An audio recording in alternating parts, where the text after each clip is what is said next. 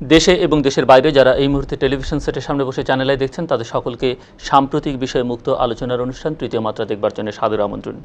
দর্শক মণ্ডলী, আপনারা জানেন যে তৃতীয় মাত্রার এই টেবিলে আমরা সবসময় অধিকাংশ সময়ই রাজনীতি নিয়ে আলোচনা করি, সেই সঙ্গে অর্থনীতি, সমাজ, রাষ্ট্রের নানান বিষয় নিয়ে। আজকে একেবারেই ভিন্ন ধরনের একটি আলোচনা, যা ওই সমাজ, অর্থনীতি, রাজনীতির বহির্ভূত কোনো বিষয় নেই, কিন্তু সেটি নিয়ে আমরা খুব একটা বেশি আলোচনা করি না। অনেকেই আলোচনা করতে স্বাচ্ছন্দ্য বোধ করি না যারা এই বিষয়টির সঙ্গে ওতপ্রোতভাবে জড়িত। বিষয়টি আমার আপনার চারপাশ ঘিরে আছে, অনেকেরই পরিবারে আছে, পরিবারের বাইরে আত্মীয় স্বজন, বন্ধু বান্ধবদের মধ্যে আছে। যে সমস্যাটি নিয়ে আলোচনা করব, সমস্যা আমরা পরে চাই, তার আগে চলুন জেনে নিই আজকে আমাদের এই স্টুডিওতে এ বিষয় নিয়ে কথা বলবার জন্য, যে সমস্যার কথা বলছিলাম সে বিষয় নিয়ে কথা বলবার জন্য কারা আছেন। পরিচিত হই, আমার বাইরে যিনি আছেন তার পরিচয়টা আমরা একটু অন্যভাবে শুরু করি। ফজরের নামাজের কালে ছিলাম আমি ঘুমের ঘোরে, জোরে গেল আইতে যাইতে, জোরে গেল আইতে যাইতে, আসরে গেল কামের দায়, নামাজ আমার হইল না আদায়। আল্লাহ, নামাজ আমার হইল না আদায়। নামাজ আমি পড়তে পারলাম না, নামাজ আমি পড়তে পারলাম না, দারুণ খান্নাসের দায়, নামাজ আমার হইল না আদায়।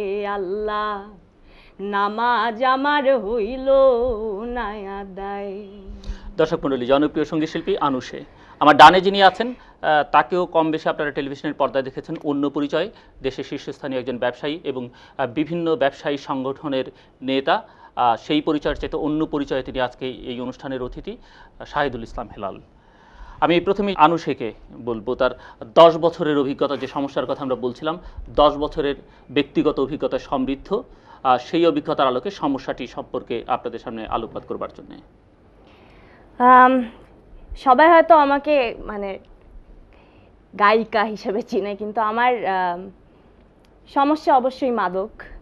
এখন এইটা উনি বারবার বলছে না, কিন্তু ওইটা নিয়ে আমাদের আলোচনা।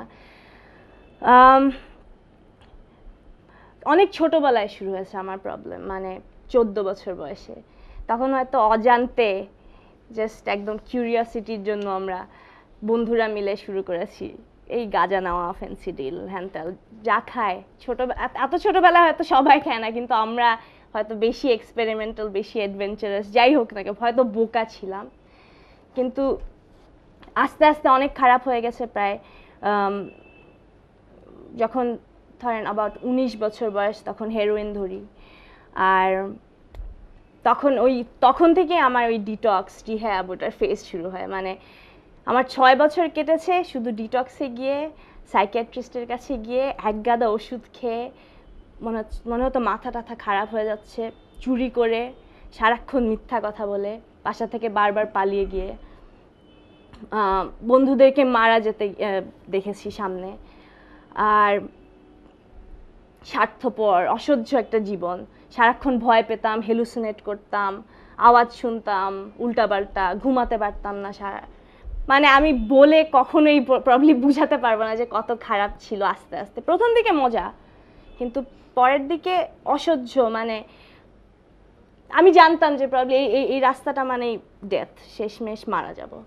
কিন্তু আমার মনে হয় ছাড়তে পেরেছি, কারণ ওই সময় মনে হতো যে এইটাই আমার শেষবার, শেষ টান, যে আমি বুঝাতে পারবো না। তখন আসলে এত ভয় লাগতো, প্রত্যেকবার এত ভয় লাগতো যে হয়তো আর বাঁচবো না।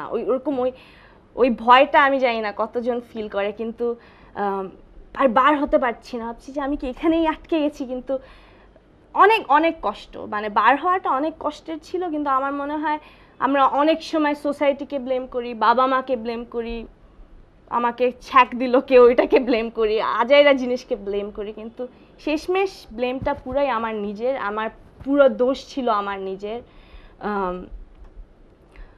উইক ছিলাম আমি নিজেই, মানে আমার উইকনেসের জন্যই আমি হয়তো ছাড়তে পারি নাই অনেক বছর। কিন্তু গান গেতে পারতাম না শেষের দিকে। কিন্তু ছাড়তে পেরেছি। 2 বছর হয়েছে মাত্র, কিন্তু 2 বছর তো হয়েছে। আর এখন মনে হয় এখন এখন আসলে জীবনটা অনেক নর্মাল, আর ওই নর্মাল জীবনটাই এখন উপভোগ করছি আর কি। বিস্তারিত আলোচনায় আমরা পরে আসব। সমস্যাটা বুঝলেন যে মাদক নিয়ে আলোচনা, 10 বছরের অভিজ্ঞতার সামান্য কিছু অংশ আমরা শুনলাম। এবারে যিনি অভিজ্ঞতাটা ভিন্ন আঙ্গিকে, ভিন্ন অবস্থান থেকে, 4 বছরের অভিজ্ঞতা সমৃদ্ধ একজন মানুষের অভিজ্ঞতা। আমার experience is through my child. আমি জানি না আনুষের প্যারেন্টসের, আই এম শিওর আমি যেই এক্সপিরিয়েন্সটা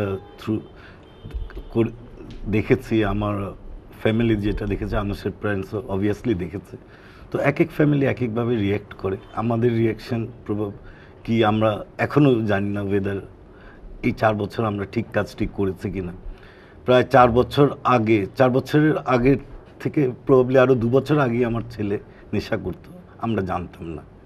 এভিডেন্সেস ওয়ার অলওয়েজ দেয়ার, কিন্তু আমরা ওটাকে নোটিস করিনি। ওকে দেখেছি, প্রথমে দেখেছি স্কুলের মনোযোগ চলে যাওয়া, নতুন নতুন বন্ধু হওয়া, সিনিয়র ফ্রেন্ডস হওয়া, ঘরে চোখে চোখে কথা বলতো না। দেন আমরা খেতে বসলে দেখা যেত যে ও একদম শেষে আসতো, আমরা খাওয়া দাওয়া শেষ হয়ে গেলে আসতো, আমরা কোথাও বেড়াতে গেলে আমাদের সাথে যেত না, আমাদের থেকে আস্তে আস্তে দূরে চলে যাচ্ছে। এটা আমরা চোখের সামনে দেখেছি। এবং যে ঘুমের হ্যাবিট চেঞ্জ হয়ে গেছে। তো আমাদের একটা রিয়েলাইজেশন ছিল যে এটা অ্যাডোলেসেন্সের ব্যাপার। ইজ অনলি 12-13, 12-13 বছরের ছেলেরা একটু রেভিলিয়াস হয়।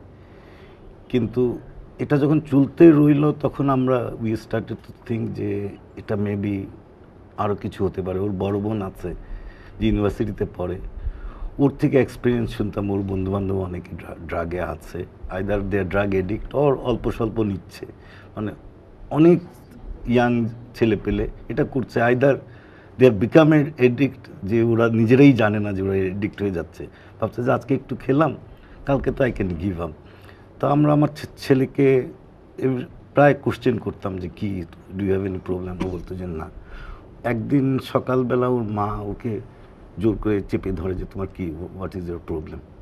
দেন ও নিজেই স্বীকার করলো এবং ও বললো যে I am sorry, I need help, যে আমরা ওকে কীভাবে হেল্প করতে পারি। তো ওর মা আমাকে ডাকলো, ডাকার পরে তো অবভিয়াসলি সামথিং যে আমরা কাকে বলবো, কী করবো জানি না, ফ্যামিলির কাকে, ওর বোনকে বলবো, ওর খালাকে বলবো, আমার মাকে বলবো, যাকেই বলবো দোষটা তো আমার ঘাড়েই পড়বে, যে we have been bad parents. Obvious একটা রিয়াকশন হবে যে কারো শুনলে যে আমার ছেলে, কারণ আমরা অলওয়েজ ভাবি যে আমার পাশের বাড়ির ছেলেটা এই কাজটা করছে, আমার ছেলে করছে না। আমার ছেলে যখন এইসব প্রবলেম হচ্ছিল, আমরা অলওয়েজ চিন্তা করতাম যে ও করবে না এটা, ওই ছেলেটা ওর যে নতুন বন্ধু ও করছে। তো দোষটা কিন্তু আরেকজনের উপরে চাপিয়ে দিতাম। তো পরে সাইকিয়াট্রিস্টের কাছে গেলাম, ইনফ্যাক্ট ইমিডিয়েটলি সেদিন সাইকিয়াট্রিস্ট বলল, ওর সাথে কথা বললে দেখলো যে ও কয়েক বছর যাবত এটা করছে। মানে ও বেসিক্যালি স্টার্ট করেছে প্রবাবলি 12 বছর বয়সী, হেরোইন খায়। অ্যান্ড সাইকিয়াট্রিস্ট বললো যে ওকে তো ডিটক্সে দিতে হবে, because it's quite a serious case. তো আমরা ডিটক্সে দেওয়া মানে মোটামুটিভাবে পাবলিক হয়ে যাওয়া, যে বাইরে এতদিন থাকবে, আমরা কি বলবো ফ্যামিলিকে। তা আমি বললাম যে ঠিক আছে, ডিটক্সে না দিয়ে আমি ডিটক্সটা ঘরে করতে পারি কিনা। তাই আই টুক দ্যাট চ্যালেঞ্জ। রাতে ওষুধ দিল ডাক্তার এবং বললো যে সারা রাত তাকে পাহারা দিতে হবে, শেষ রাতের দিকে হয়তো তার গায়ে ব্যথা করবে, হাড্ডিতে ব্যথা করবে, আমার তাকে হট বাতে গোসল করাতে হবে, গা টিপে দিতে হবে। তো আমি ভাবলাম যে তাই করবো, 3 দিন এটা করতে হবে। তো এটা শোনার পরে বাসায় যাওয়ার পরেই ওর মা অসুস্থ হয়ে যায়, ওর মাকে আমার হসপিটালে দিতে হয়। অ্যান্ড রাতে এই প্রসেসটা উই স্টার্টেড। অ্যান্ড রাত 3টা-4টার দিকে দেখি হি ওয়াজ বেসিক্যালি বেগিং, মানে এমনভাবে বেগ করছে যে আমাকে একটু দাও, একটু খাই, শেষ মানে ওর তখন উইথড্রলটা আসছে। তো 3টা-4টার দিকে এমন একটা স্টেজ ছিল, যদি আমার শক্তি থাকতো আমি রিয়েলি ওকে খাওয়াতাম। তো first day was very difficult, second day আরেকটু ইজি ছিল, থার্ড ডে আমরা ভাবলাম যে ও ক্লিন হয়ে গেছে, ওর মাও আসছে, এভরিথিং ইজ ক্লিন। ওর একটা বন্ধু আসলো, ডাক্তার কিন্তু আমাকে বারবার বলে দিয়েছিল কোনো বন্ধু বা কেউ আসতে পারবে না, ও অ্যাটলিস্ট ডিটক্স হওয়া পর্যন্ত 6-7 দিন ওর ইউরিন লেভেল টেস্ট করবে, তারপরে হয়তো কেউ আসতে পারে। কিন্তু কোন ফাঁকে বন্ধু একজন আসলো, দিল, 4th ডেতে ও আবার। তো এই প্রসেসটা কিন্তু ফ্রম দেন অন, এটা 2001-এর জুন 21 ছিল। এবং আমাদের পুরো জীবন লাইফস্টাইল কিন্তু চেঞ্জ হয়ে গেছে। কারা নেশা করেন, কেন নেশা করেন, এই মাদকদ্রব্যগুলো কোত্থেকে আসে, কারা নিয়ে আসেন, এই ব্যবসার সঙ্গে কারা জড়িত, এ থেকে পরিত্রাণের উপায় কী, কী পরিমাণ যুবক তরুণ তরুণী এই মাদকাসক্ত কিংবা আরও বেশি বয়সী মানুষরা, এগুলো পরিসংখ্যান বা তাত্ত্বিক আলোচনা করবার সুযোগ আছে, আমরা সেগুলো পরে করব সংশ্লিষ্ট বিষয়ে অভিজ্ঞ মানুষদের নিয়ে। আজকে অভিজ্ঞতা লব্ধ এই বিষয়টিতে দুজন মানুষের সঙ্গে আমরা এই সমস্যাটার ভেতর থেকে কেন এই সমস্যাটির উদ্ভব, তারা কিভাবে ব্যক্তিগত জীবনে, পারিবারিক জীবনে, সামাজিক জীবনে এটিকে মোকাবেলা করছেন সেসব বিষয়ে আলোচনা করব। আশা করি এই আলোচনা থেকে যারা এই বিষয়ে ভুক্তভোগী তারা তাদের জন্য করণীয় অনেক বিষয় নির্ধারণ করতে পারবেন। আমি প্রথমে আনুষা আপনার কাছে জানতে চাইব যে আপনি এই নেশার সঙ্গে একেবারে শুরুর দিকে কিভাবে জড়িয়ে পড়লেন বা কত বছর বয়সে কিভাবে? বললাম যেটা 14 বছর বয়স ছিল। ওই তো একেবারে জড়িয়ে পড়াটা কিভাবে, আমি সেটা জানতে চাইছি। প্রথমে তো কিউরিওসিটি, ওইরকম বন্ধু বান্ধবের সাথে, ওরকম না যে কোনো বন্ধু বান্ধব জোর করে খাইয়েছে সেটা না, নিজের ইচ্ছাতেই জড়িয়ে বোধহয় পড়েছি। কারণ আমার পার্সোনালিটি ওরকম, যেটা সবাই বলে আমার অ্যাডিকটিভ পার্সোনালিটি। সবাই আমার তার মানে কি আপনি যারা এই নেশার জগতে বিচরণ করছেন তাদের সঙ্গে সম্পর্কিত বন্ধু বান্ধবরাই আপনার ছিলেন সে কারণেই? কারণ সকলের তো সুযোগও থাকে না, অনেকে জানেনও না, বোঝেনও না যে না। আমরা স্কুলে পড়তাম, আমরা ছোটবেলা থেকে বন্ধু বান্ধব প্রত্যেকে, আমরা সবাই মিলেমিশেই শুরু করেছি চলো আজকে গাঁজা খাই, এরকম করে। জাস্ট শুরুটা কি গাঁজা দিয়ে? হ্যাঁ, প্রথমে গাঁজা, ওই একটু মদ খাওয়া, গাঁজা খাওয়া, যা হয় ওরকম আস্তে আস্তে আস্তে আস্তে। কোন স্কুলে পড়তেন? আমি ওই সময় পড়তাম স্কলাস্টিকায়। আর খুবই অভিজাত একটি স্কুল, অভিজাত পরিবারের সন্তানরা পড়বার সুযোগ পায়।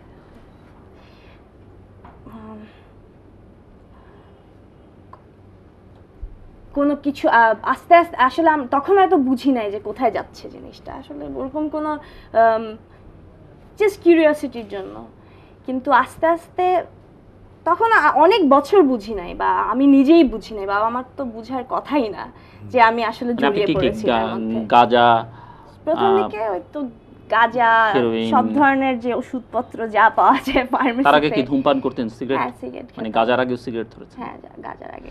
আপনার বন্ধু বান্ধবরা কি মানে ক্লাসের বা স্কুলের অন্য ছেলে মেয়েদের মধ্যে কি ব্যাপকভাবে বিস্তৃত ছিল না গুটি কয়েক? না, আমরা মানে কয়েকজন ক্লোজ ছিলাম, প্রায় 10-12 জন, হয়তো তার থেকেও কম। কয়েকজন আমরা বন্ধু বান্ধব ছিলাম, সবাই মিলেই শুরু করেছি।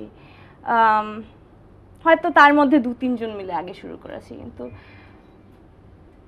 তখন আসলে কোনো কারণ ছিল না। আসলে যদি কিছু ব্লেম করতে চাই যে এই কারণে বা ওই কারণে, সোসাইটির কারণে, কিছু ভালো লাগতো না ওই কারণে, কিন্তু ওটা একেবারেই না, একেবারেই মজা করবার জন্য। হ্যাঁ। আপনি when did you realize যে এটা really wrong? কতদিন পরে? I think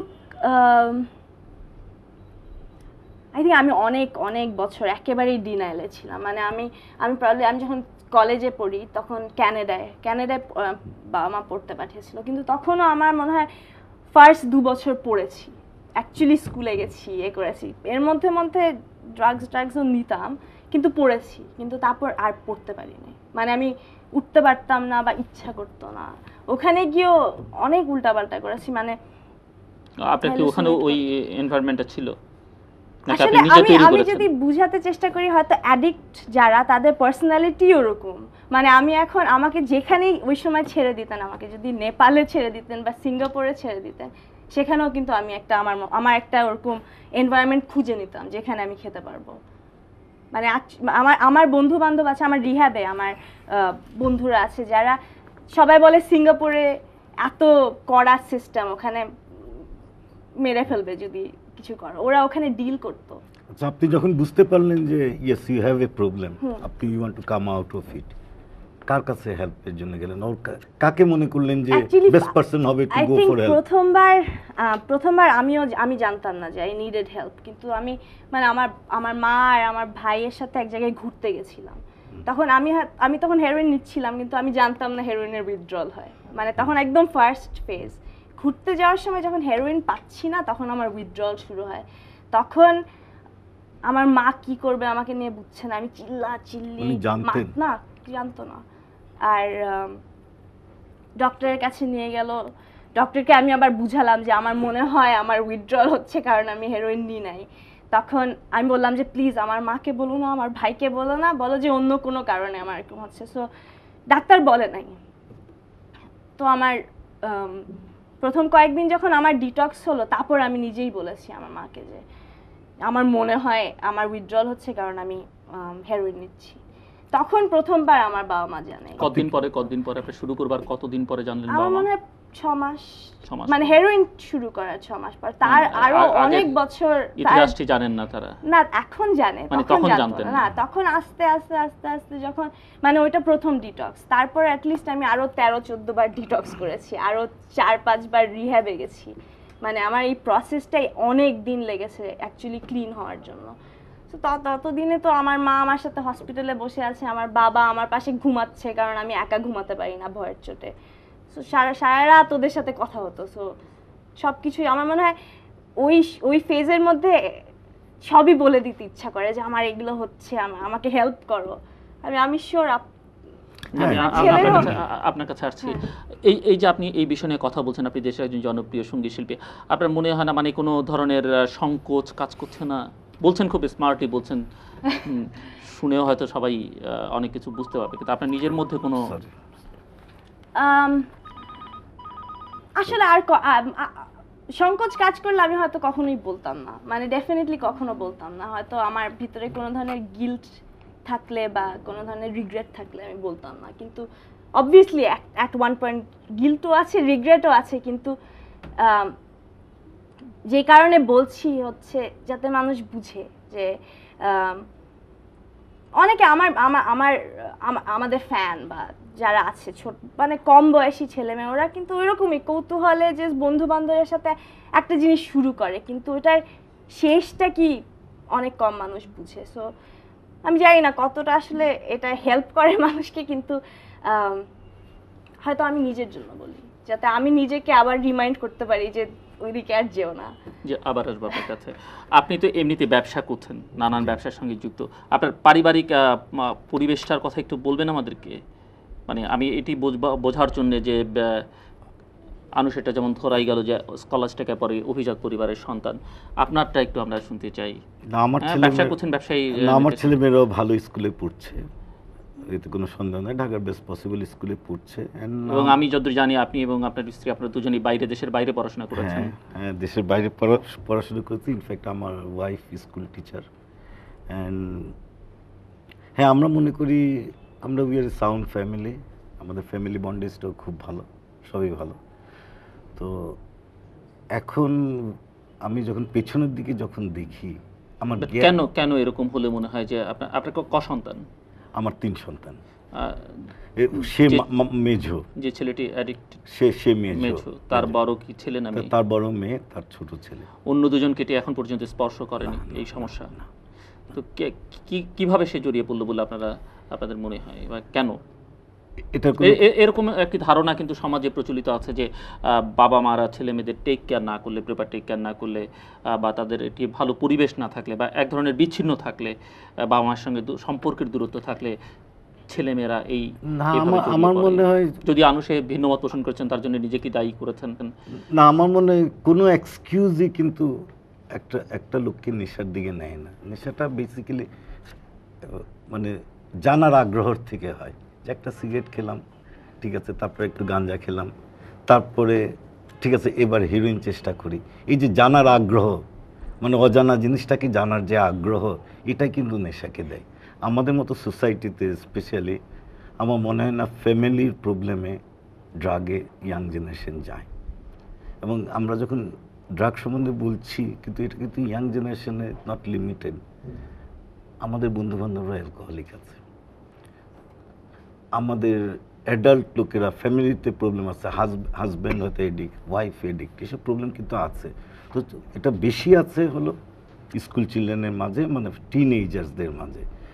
আর এটার অ্যাডাল্টরা এগুলি ট্রাই করে পিছনে চলে যেতে পারে, কারণ তার জীবনে অনেক কিছু, তার রেসপন্সিবিলিটি আছে, সে ক্যান ব্যাক আউট। আমাদের সবচেয়ে বড় প্রবলেম ইয়াং জেনারেশনে, যেটা আমার ছেলের বেলায় ভাবছি, যে সে যদি প্রথমে খেয়ে যে হি ওয়াজ ইন প্রবলেম, কারণ ও ড্রাগ করতে টাকা পয়সা দরকার, ইটস ভেরি এক্সপেন্সিভ হ্যাবিট। ও কিন্তু ঘুম থেকে উঠতেই for to live one fix to the other, একটা খাওয়ার পরে তারপরে কিন্তু সারাদিনটাই চিন্তা যে নেক্সটটার পয়সা আমি কোথায় পাবো। তার মানে ওর হয় ঘরে থেকে কিছু চুরি করতে হতো, ওর কারো ঘরের জিনিসপত্র নিয়ে ব্যস্ত হতো, ওর তো কোনো উপায়, বিকজ ওর এখন একটা বডি রিকোয়ারমেন্ট হয়ে গেছে। তো আপনারা তো তাকে পকেট মানি এমনিতেই দিতেন না, ওই স্টেজে তো দেওয়া বন্ধ মানে করে যখন দিতাম। জানলেন তখন হ্যাঁ, দিতেন না, তখন, তার আগ হ্যাঁ। পর্যন্ত তার দিতেন। আগ পর্যন্ত যে পকেট মানি দিতাম, that was not enough for drugs. এর আগ পর্যন্ত ওর চুরি করে যেভাবেই হোক ব্যবস্থা করতে হতো। কিন্তু এই যে চুরির যে গিল্ট ফিলিং, যে নেশা করে, যেই টাইমটায় সে হাই থাকে, সে কিন্তু নোজ, আমার এক্সপিরিয়েন্সে মানুষে হয়তো বলবেন যে যখন ড্রাগটা নিয়ে নিয়েছে, যখন then he is in normal person. ড্রাগটা না নিলেই সে অ্যাবনর্মাল পারসন। নর্মাল পারসন যখন থাকে তখন কিন্তু হি অর শি রিয়েলাইজেস যে আমি যে চুরিটা করলাম এটা ঠিক করি নাই। অ্যাট ওয়ান স্টেজ কিন্তু গিল্ট ফিলিংটা আসে। কিন্তু এই ইয়াং চাইল্ড লাইক সে কার কাছে যাবে? স্কুলে there is no counselling, you don't talk about drugs. ও স্কুলে যদি সিগারেট খায় জানে, you get TC, you get punished. তো কথা হলো যে ড্রাগ করে আমাদের বুঝতে হবে, সোসাইটির বুঝতে হবে, সে কিন্তু worse sufferer than the parents, the whole society, whole family. উনি কিন্তু সবচেয়ে বেশি সাফার করছে ইন দ্য প্রসেস। পুরা ফ্যামিলিটা জড়িয়ে গেছে সাথে, কিন্তু সাফারিংটা তো উনারই সবচেয়ে বেশি ছিল। কিন্তু উনি কাকে যেয়ে বলবে, কার কাছে হেল্প চাবে? এখানে তো হেল্প পাওয়ার জায়গা নেই। যে ওয়েস্টার্ন ওয়ার্ল্ডে অনেক জায়গায় আছে হেল্প পাওয়ার, এখানে স্কুলে বলা যাবে না, প্যারেন্টসকে বলা যাবে না। আর প্যারেন্টসরাও কিন্তু, আমরা অ্যাজ এ প্যারেন্ট যেটা যে আমরাও কিন্তু প্রোটেক্ট করি।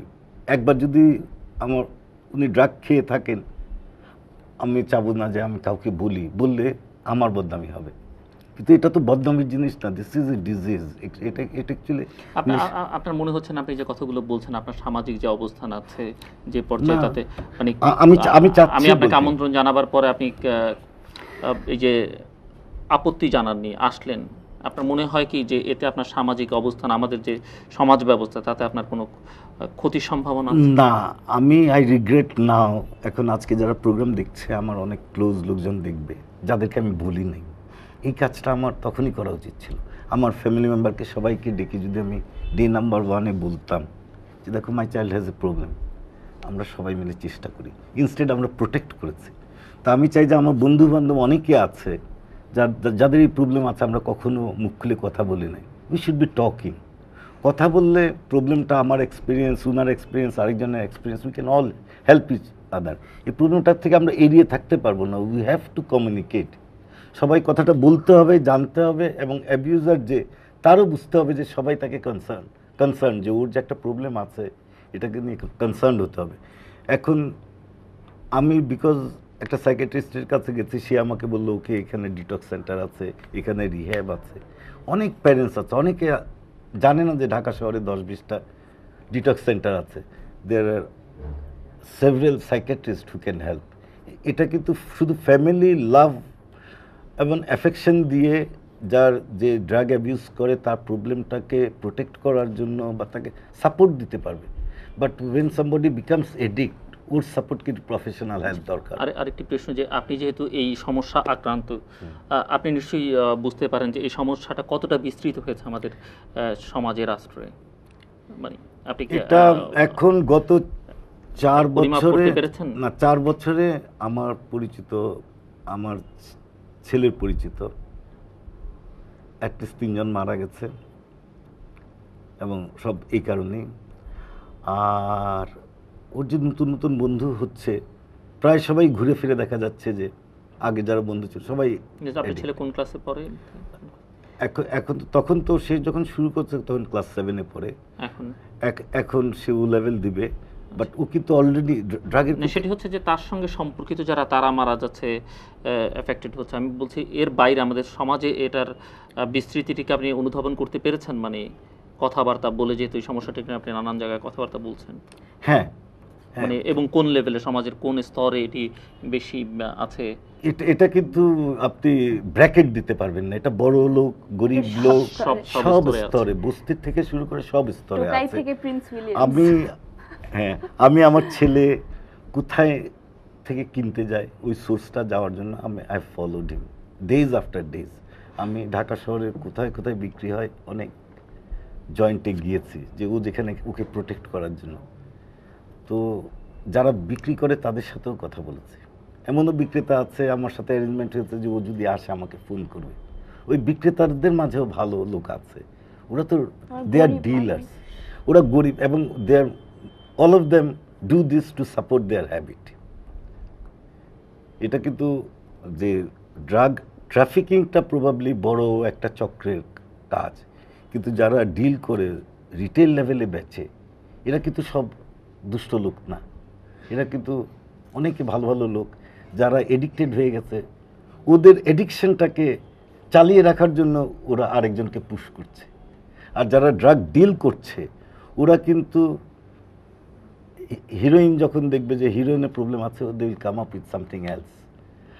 একটা ট্যাবলেটে আসবে, ট্যাবলেটটার প্রবলেম করছে, ওরা আরেকটাতে আসবে। ওরা কিন্তু অনেক উঁচু উঁচু দরের, অনেক বুদ্ধিমান, অনেক কিছু করে আনে। আমাদের কিন্তু ওদের সাথে ফাইট করা প্রবলি ইজ নিয়ারলি ইম্পসিবল। আমাদের যেটা করতে হবে যে হোল ওয়ার্ল্ডকে জানাতে হবে it is a problem, don't do this. যেমন সিগারেটে করি, স্মোকিং হেলথের জন্য খারাপ, ড্রাগ অ্যাবিউজ হেলথের জন্য খারাপ, ডোন্ট ট্রাই ইট। আপনি ট্রাই না করলেই যদি একটা বাচ্চা বা একটা বয়স্ক লোক সে যদি জানে this are the consequences you will face later on, বা ফ্যামিলি এই কনসিকুয়েন্সেস ফেস করবে। আজকে ওনাকে বলছিলাম যে ব্যাগটা দেখে বাথরুমে যাচ্ছিল, আমি বললাম যে এখানে আপনার অসুবিধা নেই, আমার বাসায় হলে হয়তো আমি ব্যাগটা আমি পাহারা দিতাম, ওর যে জানে ওকে বলতাম যে ব্যাগটাকে একটু সামনে রাখো।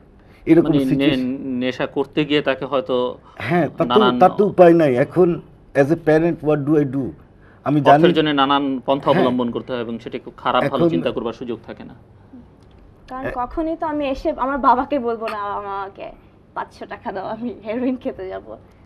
আর আমাদেরও তো একটা গিল্ট আসবে যে বাবাকে কেনই বা হার্ট করব, কেন বলবো। তো ওইটাও আরেকটা জিনিস কিন্তু কাজ করে। But what do I do, আমার যখন ইয়াং একটা ছেলে থাকে, আমি জানি যে ও যদি আমার বাসা থেকে চুরি করে যদি পয়সাটা না পায়, আমার থেকে যদি না পায়, ও গ্যাংস্টার হবে, ও মাস্তানি করবে। আপনি দিস ইজ ওয়াই আমি যেটা ফিল করি এবং যেটা আমি I will be working on this, আমার এই প্রোগ্রামে আসারও একটা উদ্দেশ্য, আমি already I have launched email free service, যেটার অ্যাড্রেস হলো সোলেস SOLACE@postpost.com। এখানে যারাই ড্রাগ রিলেটেড ইস্যুতে, যাদের এক্সপোজার নাই, ডাক্তারের সাথে পরিচয় নাই, বা যারা কথা বলতে চান না এই বিষয়ে, এখানে যদি ইমেইল করেন উই ক্যান কমিউনিকেট, অ্যানোনিমাস লাগবে, আমরা বলবো না কে কমিউনিকেট করেছে। এবং আমি ফিক্স আপ করেছি একটা ভালো সাইকিয়াট্রিস্ট, উনি প্রফেশনাল হেল্প দিবে, আমি আমার এক্সপিরিয়েন্স থেকে দিব, সেও রাজি হয়েছে যে হেল্প করবে, আরও 2টা কাউন্সিলর হেল্প করবে।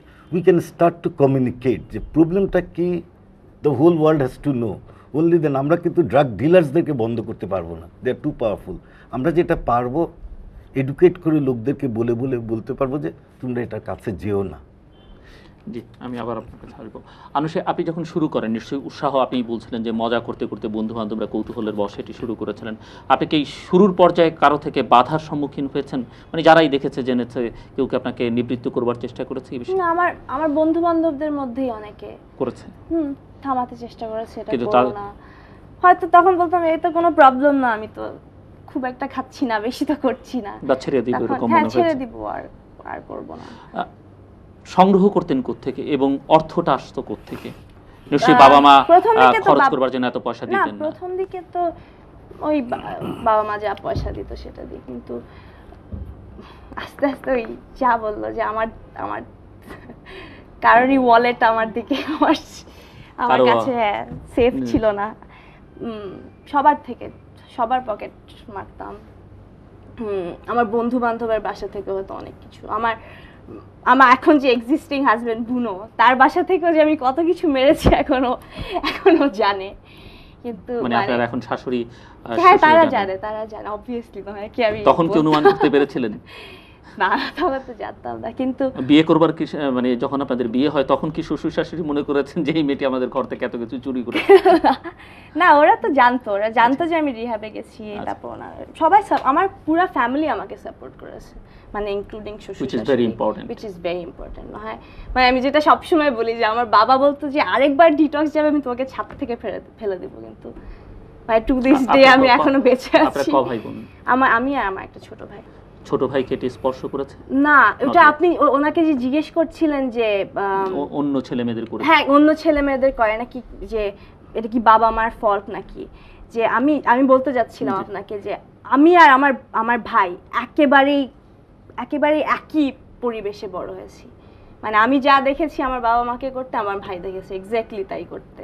মানে কিন্তু আমার ভাই তো কখনো ভাবেও নাই যে এই পথে যাবে, আমি কেন ভাবলাম? সো ডেফিনেটলি আমার বাবা মার ফল্ট না, এটা হচ্ছে অ্যাক্সিডেন্টের মতো। এখন আমি যদি রাস্তা দিয়ে হেঁটে যাই, একটা বাস এসে আমাকে মেরে দেয়, ওটা তো আমার বাবা মার ফল্ট হতে পারে না, ওটা just coincidence or bad luck.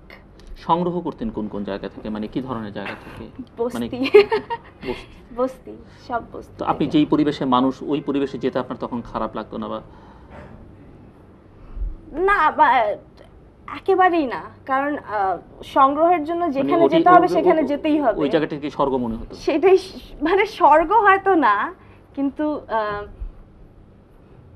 আমি মনে হয় অনেক অনেক বছর কাটিয়েছি বস্তিতে বসে। সো আমার অনেক বন্ধু আছে বস্তিতে, তো মানে সেই পর্যায়ের বন্ধু, যারা বসবাস, যারা আমাকে ডিল করতো, তারা তো অবভিয়াসলি আমার লেভেলের না, আমাদের সোসাইটির মানুষ না।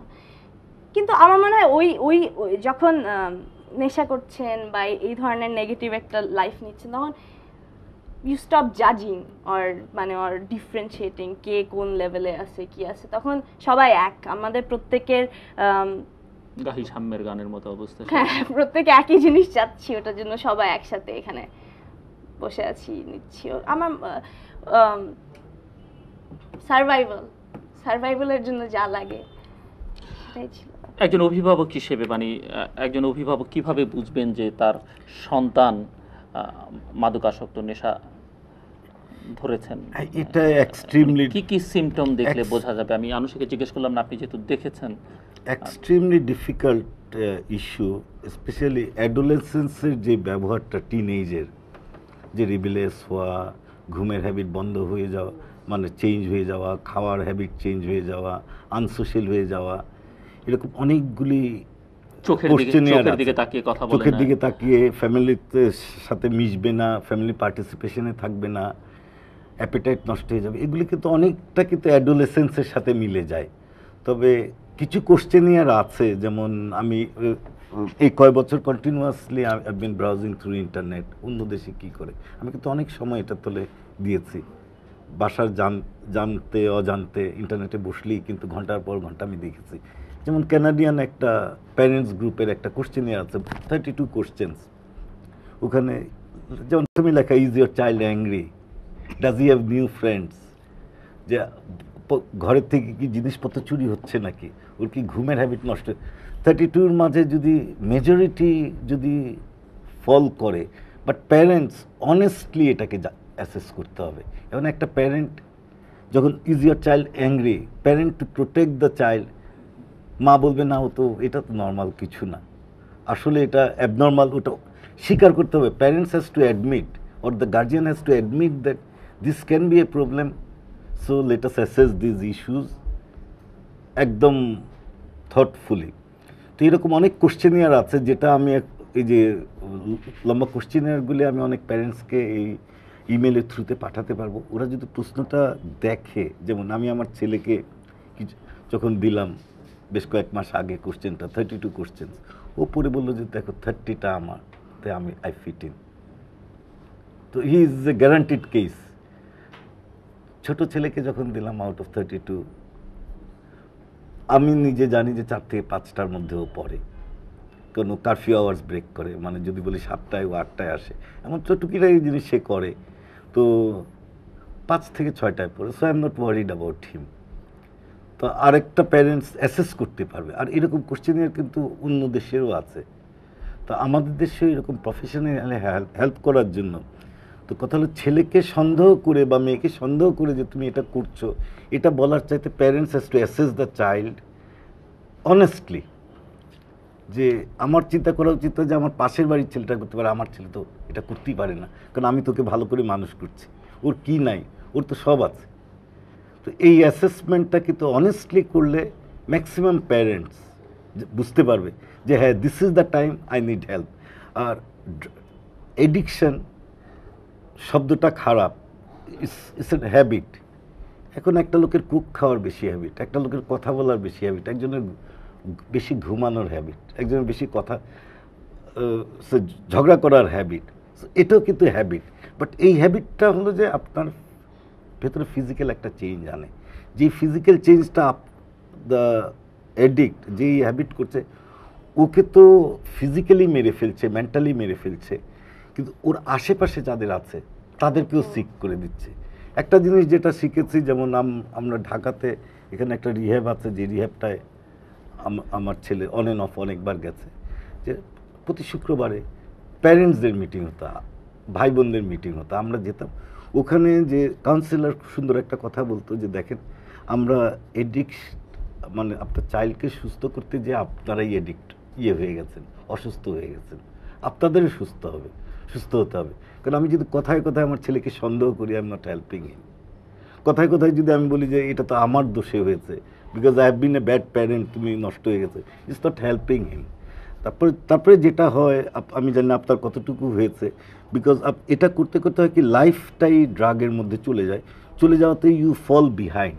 আপনার সাথে যারা স্কুলে আছে, যারা একই কাজ করছে, ওদের থেকে আপনি অনেক পিছনে পড়ে গেলেন। Then you start to have self এস্টিমের একটা প্রবলেম, যে ও ভালো করে ফেলছে, আমি তো কিছুই করতে পারছি না। আমি একটু আপনার ছেলেটির সঙ্গে আমার পরিচয় হয়েছিল এবং তাকে আমি বছর দুয়েক আগে অন্য একটি টেলিভিশন অনুষ্ঠানে তার সঙ্গে আমি কথা বলেছিলাম। আজকে আনুষে যেভাবে কথা বলছেন, সেও ওইভাবেই প্রায় কথা বলেছে, কিছু ভেরি স্মার্ট গাই।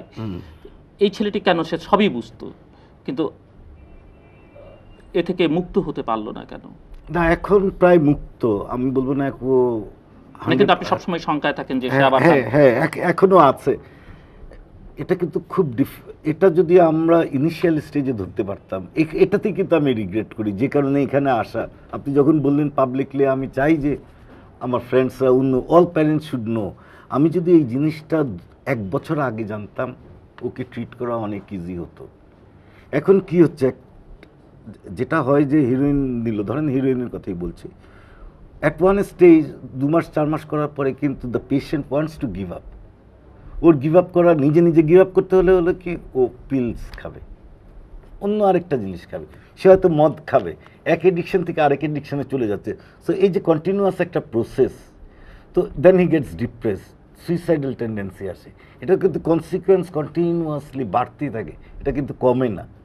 তো আমরা 2 বছর পরে ধরা পড়া তো we have been lucky, but আমরা আমাদের স্টাইলে অনেক চেষ্টা করেছি। যেমন আমি ওকে কয়েকবার বিদেশে নিয়ে গেছি, আমার সাথে 15 দিন রেখেছি, 20 দিন রেখেছি, পুরো ইন্ডিয়া ট্যুর করে আসলাম, ভাবলাম যে ওকে ভালো করে এনেছি, আসলে করি না, because I am not a professional. কিন্তু এই সুযোগটি বাংলাদেশের খুব কম সংখ্যক ছেলে মেয়ে পাবে যারা এটা আমার করা উচিত হয় না, আমি জানতাম না বলে। আমার তো I should have gone for professional help.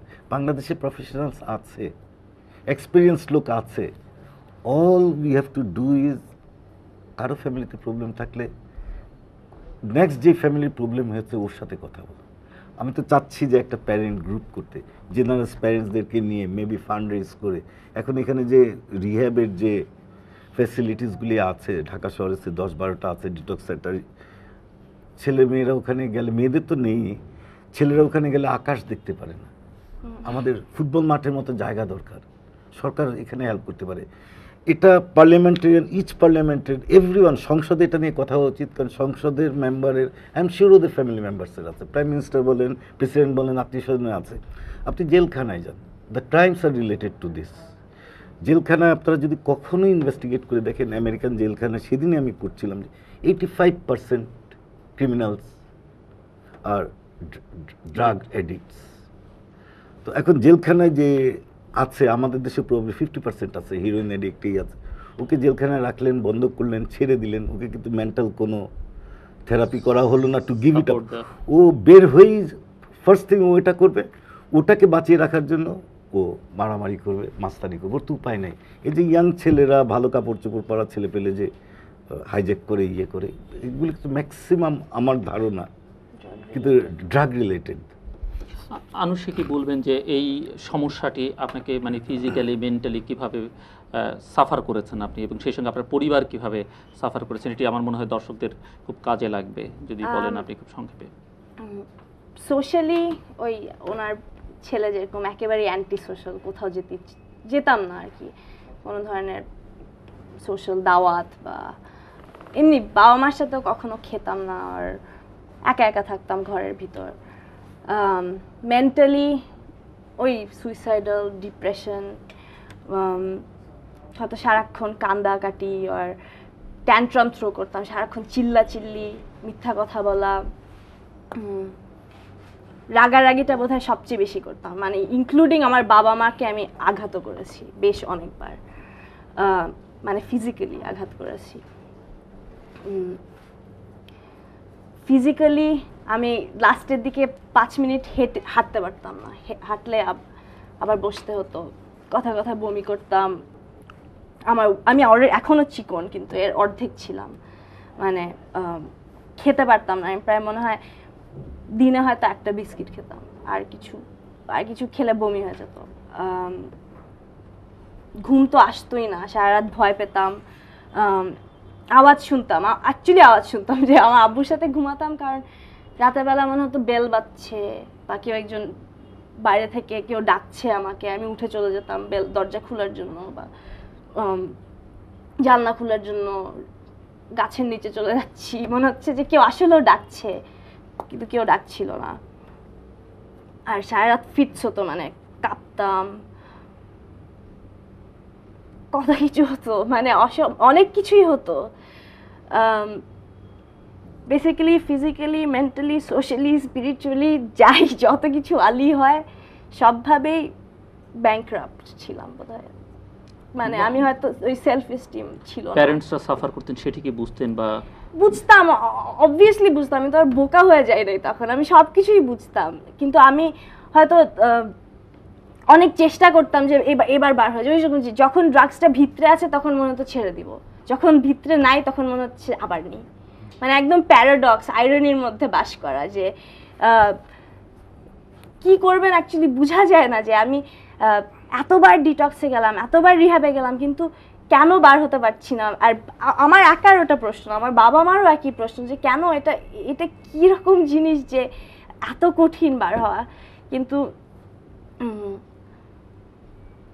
আমার বাবা মাকে আমি অনেক বেশি কষ্ট দিয়েছি, আমার মনে হয় আমি কখনো রিপে করতে পারবো না। এখন হয়তো আমি আমার ওই যে সেলফ এস্টিম ছিল যে আমার বান্ধবরা ডাক্তার হয়ে গেল, বিরাট বিরাট চাকরি বাকরি করছে, আর আমি কেন এখানে পড়ে আছি। কিন্তু হয়তো ওইটাই আমাকে ড্রাইভ দিয়েছে যে আমি এই 2 বছরে যে এত কিছু অ্যাচিভ করেছি, কারণ হয়তো মেকআপ করতে চেষ্টা করছি যে এতদিন যেটা লস গেছে আমি তাড়াহুড়া করে হয়তো সেই জায়গায় পৌঁছাতে চাই, বাবা মাকে স্যাটিসফাই করতে চেষ্টা করছি। এখনো হয়তো ওই অনেক কিছুই কাজ করে আমার মাথার মধ্যে, আমি হয়তো সাবকনশিয়াস ওই জিনিসগুলো হয়তো বুঝি না, কিন্তু মাঝে মাঝে ফিল করি যে এত ফাস্ট কেন আমি। অ্যাকচুয়ালি আমি বসে থাকতে পারি না, আমি অসম্ভব অস্থির, যে মনে হয় যে আরো দরকার, আরো কিছু করতে হবে, আর এত বেশি অ্যাম্বিশিয়াস মাঝে মাঝে। নেশার টানটা বোধ করেন? আমি প্রথম দিকে করতাম, এখন করেন? এখন করি না। প্রথম 2-3 মাস ডেফিনেটলি করতাম। আমার মনে হয় আমি ইভেন ওরকম হয়েছে যে আমি বস্তির সামনে গাড়ি নিয়ে গেছি, নামবো, জাস্ট বলেছি না, আর না বলে ব্যাক করে জাস্ট চলে এসেছি। মানে আর অনেকবার হয়েছে। কতদিন যাবত আপনি কোনো নেশা দ্রব্য টাচ করেন না? 2 বছর। 2 বছর কিছুই টাচ করেন না? মানে নো মেন্টাল, কি বলে, যে কোনো জিনিস যেটা ইনটক্সিকেট করে, মদ, গাঁজা, পিলস, ইভেন ঘুমের ওষুধ খাই না। ঘুম না পেলেও ঘুমের ওষুধ খাই না, কারণ ঘুমের ওষুধেরও নেশা করেছি এক সময়। এই যে নেশা থেকে বেরিয়ে যাবার যে বিভিন্ন রকমের চেষ্টা আপনি বিভিন্ন সময় করেছেন, তখন যে টানতো বা যে কষ্টটা আপনি বোধ করতেন, এখন কি সেরকম শারীরিক সমস্যা বোধ করেন আপনি? না, আমি লাকি, কারণ আমার বন্ধু বান্ধব আছে যাদের হেপাটাইটিস সি, আমার হেপাটাইটিস বি ছিল, অ্যান্টিভাইরাস আছে, সো আমি ঠিক আছি। কিন্তু আমার বন্ধু বান্ধবের হেপাটাইটিস সি বা পা কেটে দিয়েছে, কারণ গ্যাংগ্রিন হয়ে গেছে। অনেক ধরনের আমি ডেফিনেটলি অনেক লাকি। আমি লাকি কারণ আমি সবাইকে বলতে পারি, কারণ আমার বাবা মার সাপোর্ট আছে, আমি অ্যাফ্লুয়েন্ট ফ্যামিলি থেকে, আমার কোনো ধরনের বাধা তৈরি হচ্ছে না এখন পর্যন্ত। কিন্তু আমি ডেফিনেটলি লাকি, তার জন্য হয়তো আমি জোর গলায় বলতে চাই যে আমি লাকি ভাই, সবাই এত লাকি না। আমাদের আপনি চমৎকার গান শুনিয়ে যেতে পারছেন। পারিবারিকভাবে কিভাবে সমস্যাটা মানে ফেস করেছেন, মানে আপনি আপনাদের পারিবারিক জীবনটা কেমন এই একটি সন্তানকে ঘিরে? আমাদের গত 3 বছর প্রবলেম আমাদের লাইফ পুরা স্টাইল চেঞ্জ হয়ে গেছে। আমরা সোশ্যালাইজিং বন্ধ করে দিয়েছি, কোনো লং টার্ম প্ল্যান করতাম না, কারণ আমাদের জীবনটাই কিন্তু ওকে নিয়ে ঘিরে আমরা যতটুকু পেরেছি ফুল ফ্যামিলি ওকে সাপোর্ট দিয়েছি। আনফর্চুনেটলি এত দেরিতে ওর কথা জেনেছি, যদি আরও আগে জানতাম হয়তো এত কষ্ট করতে হতো না। তো এখনও উই আর স্ট্রাগলিং, কিন্তু উই আর অলমোস্ট দেয়ার। এখন অ্যাটলিস্ট আমাদের সাহস আছে যে এই যে প্রোগ্রামে এসছি, আমার ছেলে মাও বললো যে না যাও বলো, let us try to help. আমরা তো আমার ছেলেকে যতটুকু পারছি করছি, সবাইকে হেল্প করতে চেষ্টা করো। অ্যাকচুয়ালি প্রত্যেকটা অ্যাডাল্ট এবং সবাই। আপনি বলছিলেন যে সামাজিক মেলামেশাটা আপনারা করতেন না, বাইরে যেতেন না, হ্যাঁ কেন? মানে এটা কি না, ওকে বাসায় রেখে যেতে পারবো না, একা রেখে যেতে পারবো না, ওকে পাহারা দিতে হচ্ছে। ও পট করে রাতে বের হয়ে গেল, কয়টায় আসবে জানি না, তখন আজকে সন্ধ্যায় কোথায় যাব, হঠাৎ করে দেখা গেল সন্ধ্যাবেলাও বের হয়ে গেল, ও কখন আসবে তো জানি না। এখন ওর পেছনে চেজ করছি, এটা কিন্তু ইটস এ কন্টিনিউয়াস প্রসেস। তো এটা ইটস এ ডিজিজ। তো প্যারেন্ট এবং ইয়াংস্টার্স, ইভেন ওল্ড, যাদের অ্যাডিকশন আছে in any form, they must have open mind, যে they should talk about it. Openly যদি কথা বলা হয়, প্রবলেমটা কিন্তু অনেক সলভ হয়ে যায়। যেটা হচ্ছে যে আমরা কথা বলছি না, জানাচ্ছি না যে লোকদেরকে এই প্রবলেম হচ্ছে বা আমাদের যে হতে পারবে, এইটাকেও অস্বীকার করছি না, আমরা লজ্জায় কথা বলছি না। আজকে ধরেন এই যে আমি বিজনেস কয়েকটা অ্যাসোসিয়েশনের সাথে জড়িত আছে, আমি কোয়াইট শিওর যে অ্যাসোসিয়েশন লিডার, বিজনেস পিপল, এদের অনেকের বাচ্চা বা আত্মীয় স্বজন ইনভলভড আছে। Business groups can help. আমরা we can hold seminars, education করতে পারি। যেমন 26 তারিখ ওয়ার্ল্ড ড্রাগ ডে আছে, সেদিন যেমন ধানমন্ডি লেকের পাড়ে একটা বিরাট আকারে হবে। তো গান করছেন, গুড। এটাও যেমন সবাইকে আমি বলতে চাই যে প্যারেন্টসদের জন্য এখানে কিছু কাউন্সেলিং থাকবে, কিছু কাউন্সিলর থাকবে। Parents should go whether they are affected or not. কিন্তু কোনো প্যারেন্টসেরই বোঝা উচিত না যে আমার ছেলে সেফ, কারণ এই জিনিসটা এইভাবে ছড়িয়ে ছিটিয়ে আছে। যারা ড্রাগ ডিল করে, যাদের ব্যবসা, ওরা কিন্তু খুঁজে খুঁজে বেড়াবে। আরেকটা জিনিস, যে যারা ড্রাগ করে, যারা রিয়েলি নিডি, ওরা কিন্তু আরেকজনকে এডিক্ট করলে ওদের সুবিধা ওরা করবে।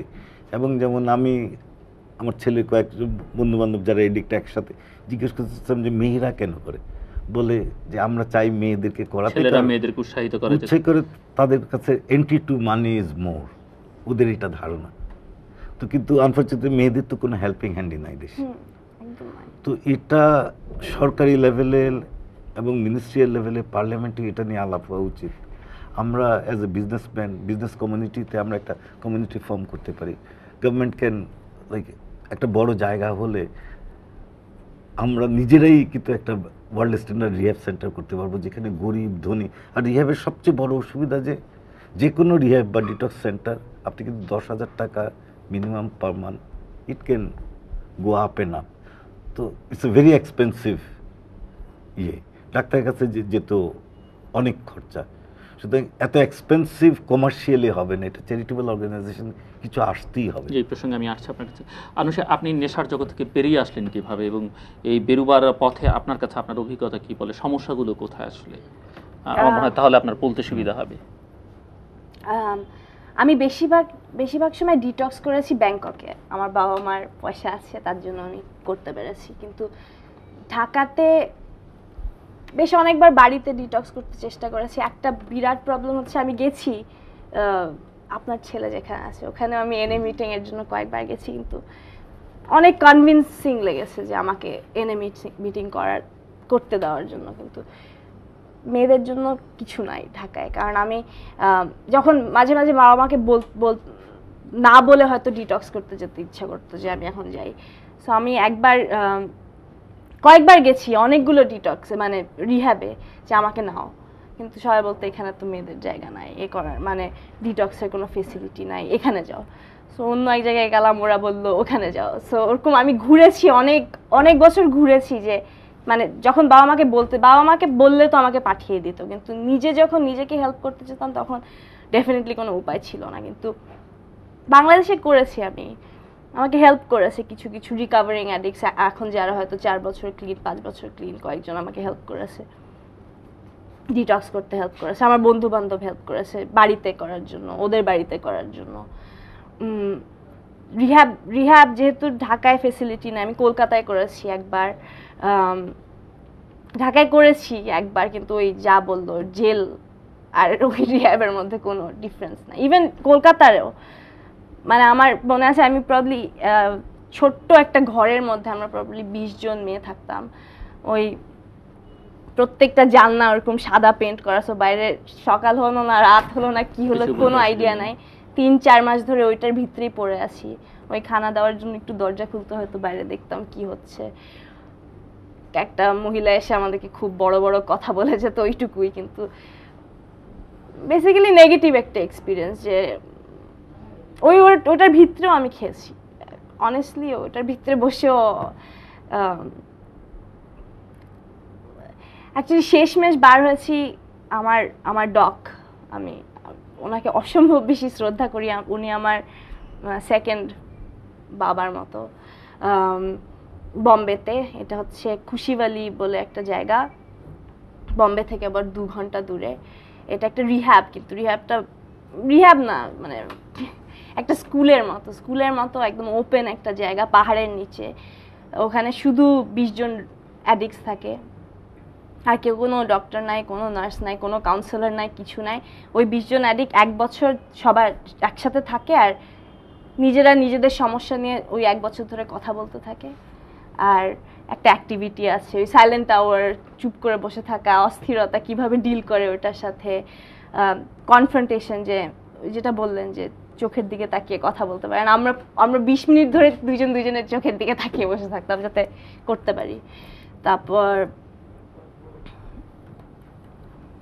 গাছে পানি দিতাম, প্রত্যেকটা জিনিস। ওখানে বসে আমরা সুইমিং পুল বানিয়েছি একটু নিজেদের জন্য, মানে ওইটা এখন আমার মানে আমি মাঝে মাঝে ভাবি যে ওইটা আমার বাড়ি, মানে যতটা না বেশি বাসাকে বাড়ি ভাবি, তার থেকে বেশি আমি ওই জায়গাটাকে বাড়ি ভাবি, কারণ ওটা আমার জীবন ফেরত দিয়েছে আমাকে। যে জায়গাগুলোর কথা আপনি বলেন সবগুলো তো খুব এক্সপেন্সিভ জায়গা। হ্যাঁ, ডেফিনেটলি এক্সপেন্সিভ, ডেফিনেটলি অনেক এক্সপেন্সিভ। মানে আমি আবার বলছি আমি লাকি, কারণ আমি ওরকম জায়গায় গিয়ে নিজেকে ফেরত পেতে পেরেছি। কিন্তু মানে ইন অল অনেস্টি হয়তো আমি স্পয়েলড, আমার ওরকম একটা এনভায়রনমেন্ট দরকার ছিল নিজেকে বার করার জন্য। কিন্তু বাটে পড়লে কিন্তু যে কোনো কেউ বার হতে পারে, কারণ আমি দেখেছি যে আমার মানে যারা ওরকম, যাদের পয়সা পাতি নাই, কিছু নাই, কিন্তু তারা ঠিকই বার হয়ে গেছে, তারা ঠিকই তাদের। আপনি মনে করেন এরকম পয়সা খরচ না করেও বের হওয়া? হ্যাঁ, আমার মনে হয় at the end of the day আমি এখন অবভিয়াসলি আমি সিম্পাথাইজ করব যারা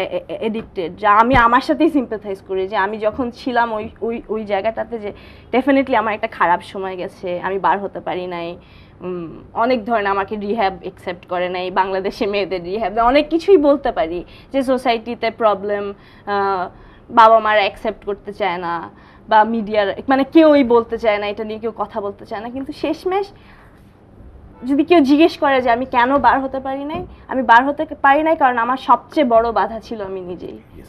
অ্যান্ড আমি ওইটাই, মানে আমি স্পয়েলড বলেই হয়তো আমার বাধাটা, আমি হয়তো ওয়েট করছিলাম আমাকে ওরকম একটা সুন্দর ড্রিমি একটা জায়গায় পাঠাবে, তারপর আমি বার হতে পারবো। কিন্তু ওইটা আমার দরকার ছিল। আমার যা বলে যে fools learn from their own experience and wise men learn from others. I'm a fool. আমি কমপ্লিট ফুল, 100% বোকা মেয়ে। কিন্তু আমি এটি যখন স্বীকার করতে পারছি তখন আপনার বোকা ভাব না, আপনি বোকা। হ্যাঁ, আপনি যেটা বললেন ওখানে আমি একটু ডিসপিউট করি, কারণ যে এখানে ঢাকা শহরের টপ সাইকিয়াট্রিস্টরা যে ওসব জায়গায় is for to reach people, খুব বড় লোক হতে হবে নাম্বার 1, তারপরও তো রিকভারি 100% গ্যারান্টি নাই, লাইক না ডেফিনেটলি মোর ডেফিনেটলি মানে because 9 months you are there, yes your 9 months your Yes, there. একটা হচ্ছে বেশিরভাগ রিহ্যাবে হয়তো 7 to 9% রিকভারি রেট, হ্যাঁ ওখানে আমাদের ছিল 85%, that so is- that- that's অনেক। আমাদের যেটা করতে হবে, আমাদের তো যা আছে প্লেটে তা নিয়ে আমাদের বাঁচতে হবে। আমাদের এখন শুনলাম নাকি 70 লাখ নাকি বাংলাদেশে ইয়াং এন্ড ওল্ড মাদক আসক্তি আছে, যার মাঝে definitely 50 lakh is drug addict in addict sense, যাদের হেল্প দরকার। তো ওদেরকে হেল্প তো আমাদের দেশে এরকম রিহ্যাব সেন্টার বা কিছুতেই হবে না, কোনোটাতেই কুলাবে না। বাট আমরা অ্যাজ এ হোল কনসিয়াস কিছু সিটিজেন মিলে উই ক্যান হেল্প। আমরা অ্যাটলিস্ট 70 লাখ যেন না বাড়ে, দেশে এরকম কিছু গ্রুপ বোধহয় ডেভেলপ করেছে, কিন্তু কেউ এক্সপোজ না, হ্যাঁ প্রথম কেউ এক্সপোজ না। আমরা পাবলিকলি বলতে তো অসুবিধা নাই, this is a problem we have to face. কারণ যে এডিক্ট সে কিন্তু আমাদের থেকে অনেক বেশি সাফার করে। আমি তো বলবো এখানে যারা এডিক্ট এখন দেখছেন ওদের সাফারিং কিন্তু অনেক বেশি। আমি অ্যাজ এ প্যারেন্ট আমার যতটুকু কমিটমেন্ট দরকার ওর থেকে কিন্তু কমিটমেন্টটা অনেক বেশি আসা দরকার, কিন্তু তার সাহস নাই, বিকজ তার অ্যাকসেপ্টেন্সটা to the society is nearly nil. The moment একটা ছেলে ডিক্লেয়ার করবে যে আমি এডিক্ট, পাশের বাড়ির প্যারেন্টস বলবে ওর ছেলেকে বলবে তুমি এর সাথে মিশো না। তা আমাদের ছেলেদেরকে এমনভাবে তৈরি করতে হবে ওকে আমার ছেলে এডিক্টের সাথে মিশবে, but he has to know the difference between addiction and non addiction. আমি তো এখন আমার ছোট ছেলেকে বলতে পারবো না তুমি এডিক্টের সাথে মিশো না, কারণ আরেকজনে আমার অন্য ছেলের কথা বলবে। কিন্তু আমাদের এটা বোঝাতে হবে, এই এডুকেশনটা দিতে হবে। অ্যান্ড আমি এখনও ওই যে আমি যে ইমেল অ্যাড্রেসটা দিলাম, আমি মনে করি আবার বলছি, it's solace SOLACE@post.com। Let us keep on talking. আমরা পুরো society, business group as a whole আমরা করতে পারি। আমরা তো ঢাকা শহরে 10টা ওর 15টা 20টা হয়তো আছে রিহ্যাব সেন্টার অ্যান্ড ডিটক্স, আমরা একটাই করতে পারি তার থেকে বড়। আমাদের কিন্তু রিসোর্সেস আছে, there R lot of generous businessman যাদের বাচ্চারা এতে এফেক্টেড হয়েছে। মেয়েদের ফ্যাসিলিটি শুদ্ধ, হ্যাঁ মেয়েদের ফ্যাসিলিটি শুদ্ধ। যেমন আমার ছেলেকে ডিটেক্ট করা 4 মাস আগে একটা বাচ্চা মারা গেল আমাদের পরিচিত। মাই কমেন্ট ওয়াজ যে বাবা ইজ টু বিগ, উনি সময় দেন নাই। 4 মাস পরে কিন্তু আই মিন সেম বোট আমাকে এই কথা বলেছে। কিন্তু কোনো প্যারেন্টই বা কোনো গার্জিয়ানই তার ছেলে বা মেয়ে এটা হোক দেখতে চায় না। কিন্তু দিস ইজ এ প্রসেস যেখানে ইয়াং জেনারেশনরা ট্র্যাপড হয়ে গেছে, ওরা অজান্তে করছে। ওদেরকে জানাতে হবে যে গো সো ফার, এর বাইরে যেও না। Like heroin for example, heroin is একবার দুবার নিলেই কিন্তু you are addicted, your body will start to require. আমি একটা জাস্ট জিনিস বলি, মানে আমি ওইটাও ডিসএগ্রি করলাম যেটা বললেন যে একবার দুবার নিলে। কারণ আমরা যেটা শিখেছি হচ্ছে যে এক একজনের এডিকটিভ পার্সোনালিটি থাকে, যেটা আমার মানে আমি যে জিনিসটাই করি, এখনও ধরেন আমি গান করি বা কাজ করি, যাই করি, আমার একটা পর্যায়ে এডিকটিভ পার্সোনালিটি কাজ করে। আমি এক্সট্রিমিস্ট, আমি যাই করি বেশি করি, মানে আমার কন্ট্রোল কম, যে কোনো জিনিসের ক্ষেত্রে আমার কন্ট্রোল কম। সো আমাদের ওই 9 মাস যে আমরা কাটিয়েছি, আমরা অ্যাকচুয়ালি আমাদের প্যাটার্ন ব্রেক করছিলাম। যে আমাদের মানে আমরা হয়তো লাইফে এক ধরেন আমি কেউ একজন আমাকে একটা কথা বললো যে তুমি ইভল, আমি ওই ওয়ার্ডটা শুনে কিন্তু আমি একটাভাবে সবসময় রিয়্যাক্ট করি। ধরেন আমি কাপটা ধরে ছুঁড়ে ফেলে দিলাম, কিন্তু আমি সারা জীবন ওই ইভল ওয়ার্ডটা শুনলে কিন্তু আমি রিয়্যাক্ট করছি ওভাবেই, কিন্তু আমি অজান্তে, আমি জানি না যে আমি ওভাবে রিয়্যাক্ট করছি। সো ওখানে আমরা 9 মাস কেন কাটাই, আমরা কিন্তু প্রত্যেকটা রিয়াকশনের পিছনে যেই কারণগুলো ডিটেক্ট করি, যে এটা কেন আমি কেন এই কাপটা ছুঁড়ে ফেলে দিচ্ছি, কারণ এই ওয়ার্ডটা আসছে, কিংবা আমি কেন আমার মা যখনই এই কথাগুলো বলে কেন আমি রিয়্যাক্ট করি, কিংবা এই কথাগুলো শুনলে কেন আমি ব্রেকডাউন করি। বাংলাদেশে কি আপনি এরকম রিহ্যাবের কোনো প্রসপেক্ট দেখেন, or how do you propose? Definitely আমি মানে আমি তার আগে জানতে চাইবো যে ইনিশিয়াল স্টেজ একজনকে নেশা থেকে ছাড়িয়ে আনবার জন্য করণীয় কি হতে পারে, মানে রিহ্যাব সেন্টার পর্যন্ত যদি না নিয়ে যাওয়া। আর মানে একজন যদি অলরেডি নেশায় ঢুকে যায় তার জন্য রিহ্যাব দরকার। মানে সেটা 6 মাসের এডিকশন হোক বা 2 মাসের এডিকশন হোক, সে যদি অলরেডি ঢুকে যায় এটা ভিতরে, তার ডেফিনেটলি রিহ্যাব। ফাইন একটা ডিফারেন্স আছে। নেশা আর জাস্ট ট্রাই করা, there is a big difference. নেশা is when somebody becomes dependent. Right. এই জন্য young generation specially must know the difference. সুতরাং before you become dependent, seek for help, and if you can do that, if you have got the guts to do that, tell your, স্কুলে তো বলা যাবে না, এখন আমাদের স্কুলের system অমন হয় নাই, কাউকে বলা যাবে না, go and tell your parents. প্যারেন্টসকে না পারলে যাকে ইউ ক্যান কনফাইড ইন বলেন। আমরা যেটা হচ্ছে যে আমি জানি যে আমার বন্ধুর ছেলে করছে, আমি বন্ধুকেও বলার সাহস পাচ্ছি না, কোন বন্ধু তো বিশ্বাস মাইন্ড করবে।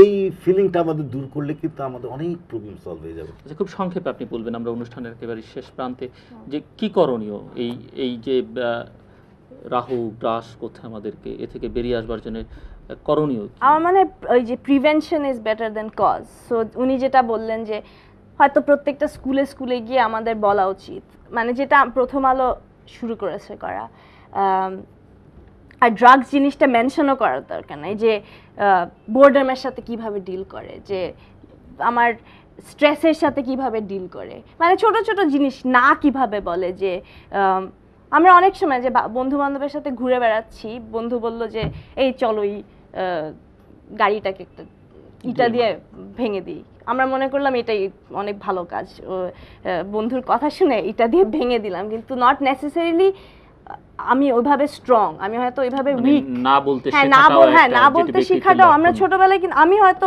অনেক সময় আমি জাস্ট কি বলে কুল হওয়ার জন্য অনেক কিছু করেছি, যে সিরিয়াসলি, কিন্তু না বলতে পারলে হয়তো আমি জানতাম ডিফারেন্স বিটুইন কোনটা স্ট্রং কোনটা উইক, যে কোনটা অ্যাকচুয়ালি ডিফাইন করে স্ট্রেংথ। সো এই মানে ছোট ছোট জিনিস আমাদের হয়তো লাইফস্টাইল স্কিলস শেখানো উচিত স্কুলে, ইনস্টেড অফ হিস্ট্রি। মানে not that history is a bad thing, কিন্তু মানে আমরা কত কিছু উল্টাপাল্টা শিখি, কিন্তু আমাদের লাইফস্টাইল স্কিলসটা কিন্তু অনেক ইম্পর্টেন্ট একটা জিনিস, যে কীভাবে ডিল করে।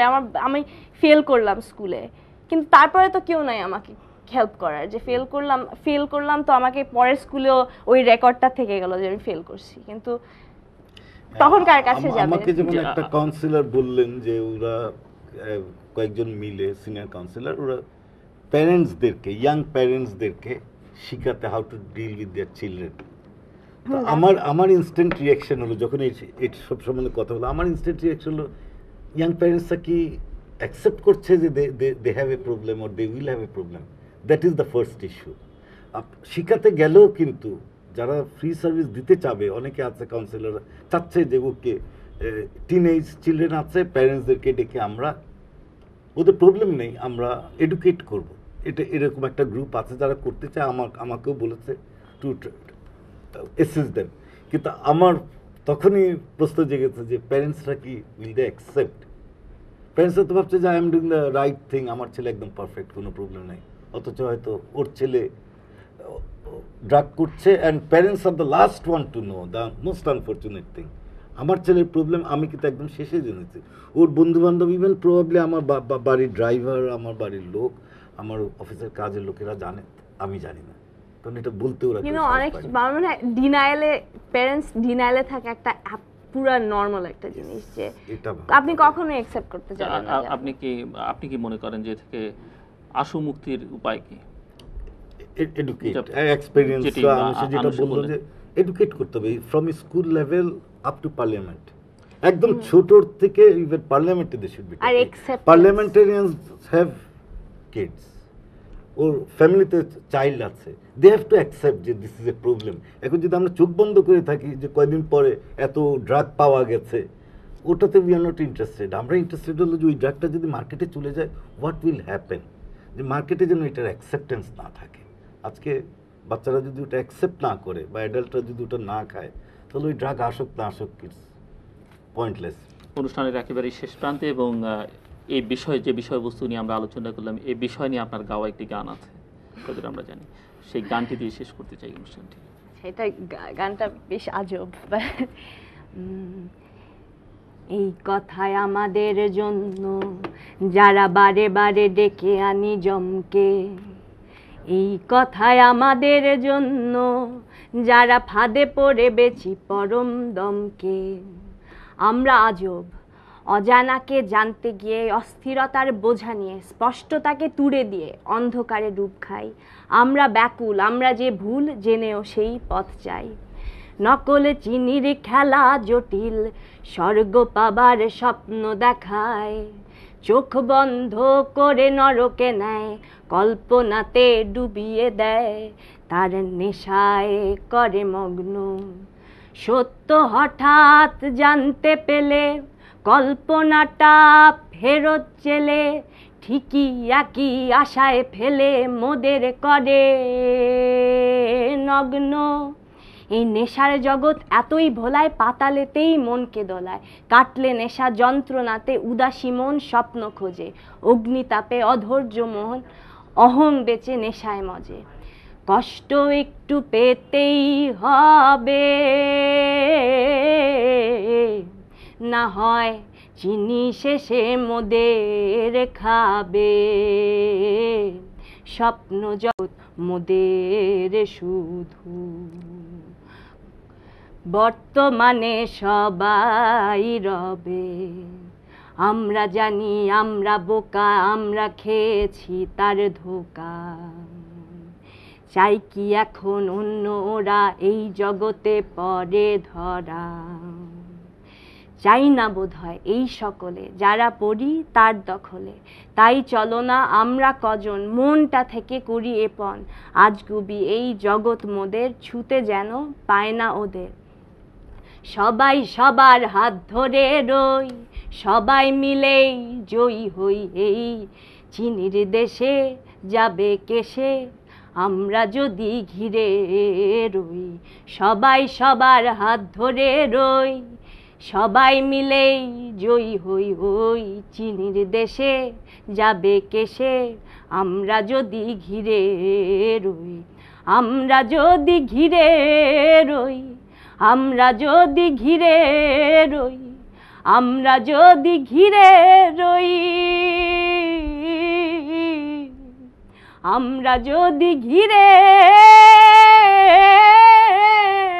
রই, আমরা যদি ঘিরে রই, আমরা যদি ঘিরে রই, আমরা যদি ঘিরে রই। দর্শক মণ্ডলী, আপনারা যারা তৃতীয় মাত্রা দেখছেন, তৃতীয় মাত্রা সম্পর্কিত যে কোনো মতামত জানিয়ে আমাদের লিখতে পারেন। আমাদের লিখবার ঠিকানা পরিচালক, তৃতীয় মাত্রা, Channel I, GPO box 2433, Dhaka 1000। আমাদের ইমেল করতে পারেন এই অ্যাড্রেসে tmatra@ccn-media.com। যে বিষয়বস্তু নিয়ে আমরা আলোচনা করলাম, মাদক, নেশা, এই সব বিষয় নিয়ে যারা মত বিনিময় করতে চান তারা এই অ্যাড্রেসে মেইল করতে পারেন solese solece@post.com post.com।